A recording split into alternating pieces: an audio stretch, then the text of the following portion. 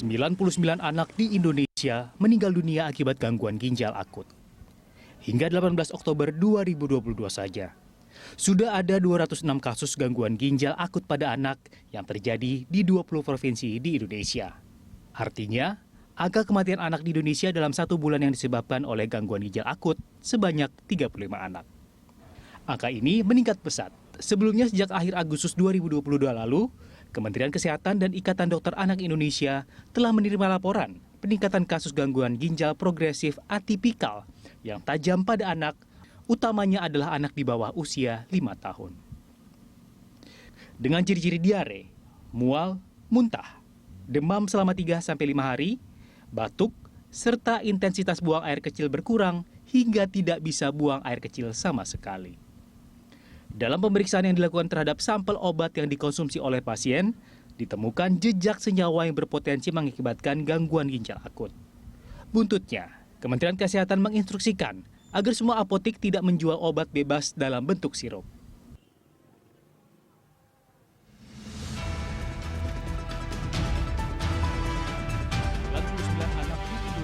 Pemirsa, dari 20 provinsi, Kementerian Kesehatan mencatat 206 anak menderita gangguan ginjal akut misterius, di mana 99 anak meninggal dunia. Lantas apa solusi yang diberikan pemerintah dalam kasus gangguan ginjal akut pada anak? Kita akan membahasnya bersama dengan juru bicara Kementerian Kesehatan, Bapak Muhammad Syahril, dan juga telah bergabung melalui sambungan Zoom, epidemiolog Griffith University Australia, ada Bapak Diki Budiman. Terima kasih Pak Syahril dan juga Pak Diki telah bergabung bersama kami dalam Berita Satu Sore. Ini kalau kita lihat bahwa 206 kasus terkait dengan hal ini dan telah kita tahu ada 99 anak meninggal akibat gagal ginjal akut. Pak Syahril, apa hasil temuan sejauh ini dan mungkin juga hasil penelusuran dan penelitian dari Kementerian Kesehatan sejauh mana Pak saat ini? Ya, terima kasih. Jadi mengawali ini kami ingin menyampaikan bahwa gangguan ginjal akut yang bisa menyebabkan gagal ginjal akut itu bisa disebabkan oleh bermacam-macam. Satu, karena infeksi yang berat. Yang kedua, karena dehidrasi yang berat. Yang ketiga, karena perdarahan yang berat atau penyakit yang menyebabkan perdarahan, contohnya demam berdarah. Nah, terakhir ini adalah karena intoksikasi atau keracunan. Bisa karena keracunan makanan, minuman, atau obat-obatan yang dikonsumsi. Nah, dari keempat penyebab ini sudah dilakukan penelitian memang mengarah ke intoksikasi atau keracunan apa yang dimakan maupun yang diminum termasuk obat-obatan. Oke, keracunan. Keracunan di sini karena kalau koreksi bila saya salah Pak Syahril, ini dikatakan dari Kemenkes sendiri telah menemukan ada 3 zat kimia berbahaya pada pasien balita gangguan ginjal akut. Apakah betul? Ada 3 zat ya sebagai pengencer bahan-bahan obat sehingga obat itu bisa menjadi sirup. Yang pertama adalah diethylene glikol, yang kedua ethylene glikol, dan yang ketiga adalah ethylene glikol butil ethylene. Nah, ketiga zat pencampur inilah yang diduga menjadi salah satu dugaan kuat bagi kita, apalagi kalau kita belajar atau lesson learn kepada negara Gambia di Afrika Barat itu, bahwasanya yang kasus melanda Gambia itu memang dikaitkan dengan ketiga zat senyawa ini. Artinya ada kesamaankah yang terjadi di Indonesia dengan di Gambia? Obatnya tidak sama ya, karena obat yang di Gambia itu tidak beredar di Indonesia. Hanya saja zat yang saya sebutkan tadi, glikol ethylene dan diethyl glikol itu ada di dalam kandungan pengencer obat sehingga menjadi satu sirup itu. Oke, baik. Saya ke Pak Diki. Pak Diki tadi, alih-alih ditemukannya dalam obat 2 bahan kimia ini kan masih bisa ditemukan di dalam pelarut tambahan tadi seperti gliserin atau propilen ya yang tercemar. Nah, ini Anda melihatnya seperti apa? Dan karena sekarang makin khawatir ketika akhirnya kita melihat obat-obat mana saja ternyata masih ada zat ini. Kemudian ini menjadi perhatian juga. Tanggapan Anda? Ya, ini dugaannya ya karena sebetulnya kan ini sebelumnya nggak terjadi ya Pak Syariel ya. Artinya kan standar CPOB kita sebenarnya sudah ada dan terjaga. Nah, ini terjadi masalah di masa pandemi ini ya. Jadi ini dugaan dan analisa saya adalah, dan juga ini terjadi misalnya di India bahkan, itu adalah karena produksi yang tinggi, karena dituntutan yang tinggi, kebutuhan yang tinggi.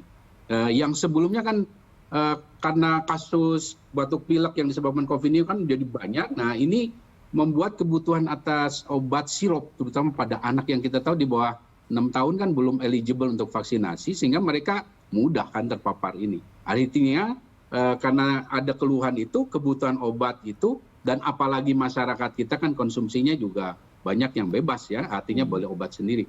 Nah, di sisi lain, dalam situasi pandemi yang demikian, tahun lalu katakanlah kita dalam situasi yang cukup buruk, ini artinya ada dalam tanda kutip kelalaian dalam produksi. Ya. Karena mengejar produksi yang mungkin banyak, cepat lagi, ini yang akhirnya dalam proses itu ada yang terabaikan. Nah, ini yang akhirnya terjadi. Ini yang sebetulnya bisa menjawab, kok sebelumnya nggak apa-apa kita, aman-aman aja. Nah, kemudian sekarang terjadi.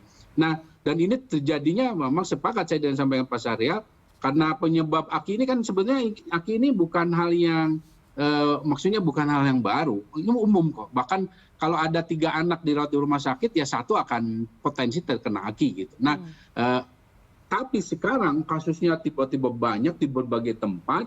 Nah, ini yang akhirnya mencurigai kuat adanya konsumsi obat yang tadi paparan. Ya. Karena sebetulnya kan ya bahan 3 itu, etilen glikol, dietilen glikol, dan yang satu lagi itu dalam produk apapun yang dikonsumsi manusia itu nggak boleh ada.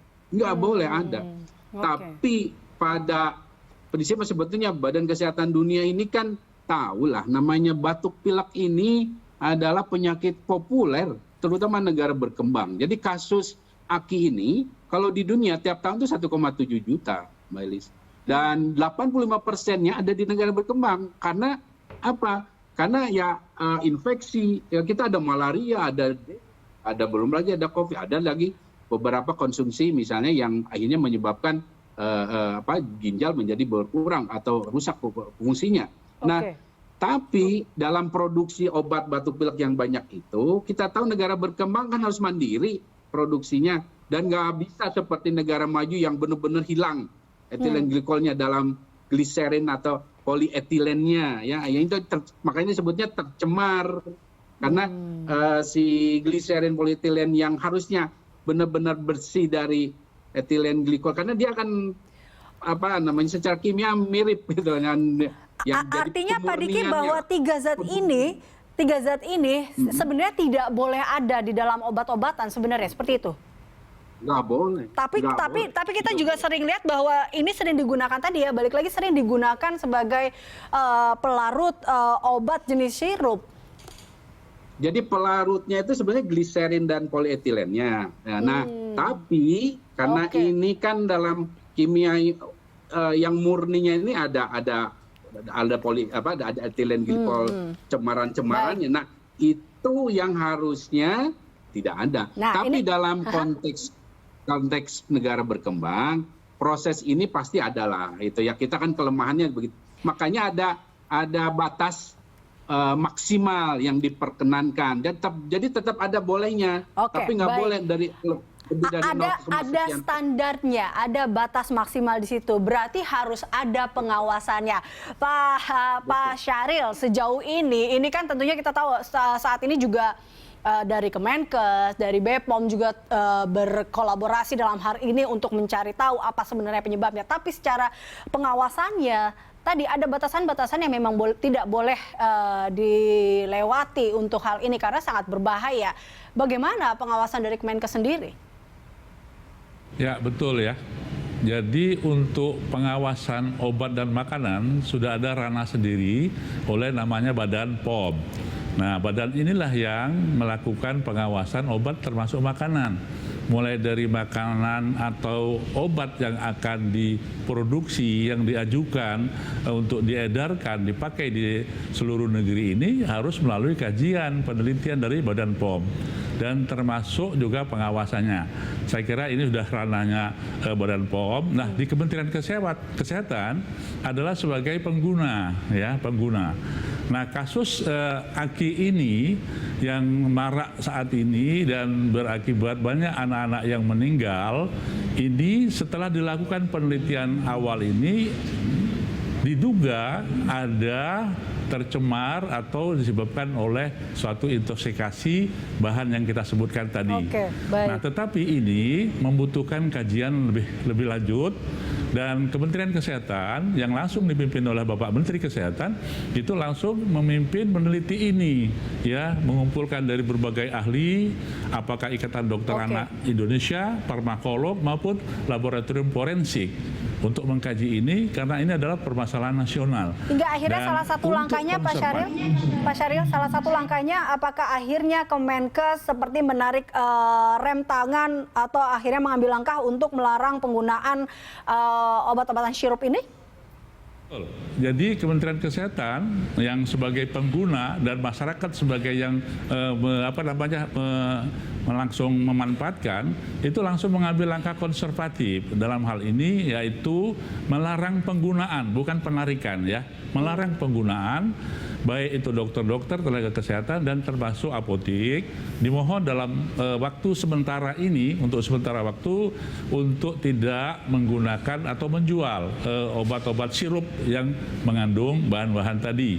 Sampai ada pengumuman penelitian ini lebih lanjut yang gabungan antara Kementerian Kesehatan termasuk Badan POM sendiri.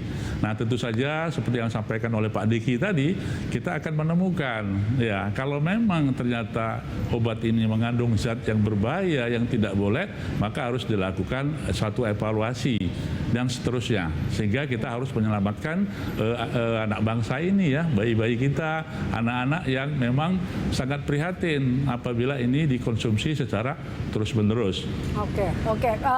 Pak Diki, tanggapan Anda tentunya dengan langkah konservatif yang dilakukan oleh Kemenkes ini dengan pembatasan obat cair dan sirup, menurut Anda ini sebuah langkah yang tepatkah? Ya, secara umum ya, namun perlu saya ingin kembali sarankan bahwa ini statusnya kan sudah sangat serius, ya, sehingga status KLB ini menjadi penting. Bahkan terus terang saya berbicara dengan beberapa dokter di wilayah, ya, ini bicara merujuk saja itu perlu dukungan loh. Daerah ini kan tidak semuanya mampu secara ekonomi, apalagi kalau bicara di timur, mau merujuk ke Makassar dari pulau-pulau, itu dari mana dananya? Nah, status KLB ini begitu penting. Memang ini akan dalam tanda kutip mengesankan, wah, Indonesia banyak masalah. Ya, ini untuk menyelamatkan masyarakat. Jadi status KLB ini terpenuhi karena kejadian kesakitan kematiannya sudah meningkat. Bahkan dalam 3 periode, itu definisi dari ada Permenkesnya tentang itu. Dan itu sudah terpenuhi dan kejadian ini sudah luar biasa. Bayangkan 50% CFR-nya atau kematiannya. Dan dengan adanya respon dari KLB ini, sekali lagi koordinasi akan jauh lebih mudah. Terutama dalam konteks ini, kan deteksi dini ini memerlukan juga asistensi, ya, dari pusat terutama. Karena tidak semua, jangankan bicara kabupaten, provinsi juga mungkin nggak ada yang semuanya punya hemodialisa untuk infan. Ya. Ini kan perlu ada kondisi yang luar biasa gitu untuk membuat perlu adanya mitigasi risiko menurut Anda terkait hal ini. Betul sekali. Betul. Jadi dalam KLB ini ada banyak sekali turunan-turunannya yang sebetulnya akan lebih memudahkan kita membantu, karena ini yang berhadapan langsung dan punya masalah langsung kan daerah kan. Nah, ini yang harus cepat, ya. Karena deteksi dini kuncinya. Dan tentunya saya sampaikan juga ini juga karena kita dalam periode seperti ini ada masa emas loh. Masa emas ini, karena kasus ginjal akut ini kan ada beberapa waktu, bahkan bisa beberapa minggu yang baru akhirnya bisa, kalau cepat ditangani bisa diselamatkan. Nah, ini kita sudah mau akhir, ya. Kan terdeteksinya Januari, ya, tuh kasus-kasus awal. Betul. Nah, ini nggak pernah ada kasus yang lebih dari 1 tahun. Nah, ini artinya segera, ya, perlu segera untuk melakukan penguatan respon. Oke, kembali ke Pak Syahril, ini harus ada langkah segera dilakukan. Kira-kira Kemenkes akan melakukan hal apa? Solusi apa yang akan dilakukan oleh Kemenkes? Apalagi kita di akhir-akhir ini pun, ini kita tahu bahwa masyarakat pun bingung ketika akhirnya dikatakan bahwa ini efek dari COVID-19, kemudian dikatakan pula ini paracetamol, kemarin sempat muncul informasi terkait hal ini. Ini juga perlu ada informasi dan edukasi terkait dengan hal ini tentunya ke masyarakat. Pak Syahril. Ya, jadi himbauan ke masyarakat agar bisa membantu bersama-sama mitigasi risiko itu dipahami bagi masyarakat yang mempunyai anak di bawah 18 tahun, utamanya balita di bawah 5 tahun, apabila ada gejala yang khas sekali pada kasus ini, yaitu frekuensi buang air kecil atau urin ini itu berkurang maupun jumlahnya. Yang tadinya bisa sampai 5-10 kali, tapi kok sekarang hanya beberapa kali dan sedikit. Ini adalah tanda-tanda yang khas. Apalagi sampai tidak keluar air kecilnya dalam 1-2 hari. Jangan sampai ini berlama-lama dan segera dilakukan dirujuk ke rumah sakit atau fasilitas pelayanan kesehatan. Yang kedua, dengan maraknya berita ini apalagi dikaitkan dengan konsumsi obat, maka ini pembelajaran bersama bagi kita, terutama masyarakat, untuk tidak mengkonsumsi obat-obat tertentu sembarangan. Harus berkonsultasi atau melalui yang ahlinya, ya, yang ahlinya, dokter atau tenaga kesehatan. Nah, apa yang dilakukan oleh Kementerian Kesehatan saya kira sudah sangat jelas, mengambil langkah cepat konservatif untuk melarang penggunaan sementara waktu dalam rangka menyelamatkan. Jangan sampai bertambah kasusnya, sehingga hal ini akan kita dapatkan solusi yang terbaik bagaimana untuk pengobatan pada anak-anak yang sering mengalami gangguan di saluran pencernaan atau di saluran pernapasan. Termasuk kalau dia ada gejala demam, tidak selalu harus minum obat anti demam dengan cara-cara tradisional sampai betul-betul ini dikatakan dapat kita tangani. Sampai kapan Pak kira-kira kita bisa menunggu Pak hasilnya Pak? Yang harus kita sama-sama ini. Baik, kira-kira sampai kapan Pak kita bisa mendapatkan hasil dari penelusuran ini? Ya, Bapak Menteri Kesehatan mengharapkan minggu ini selesai.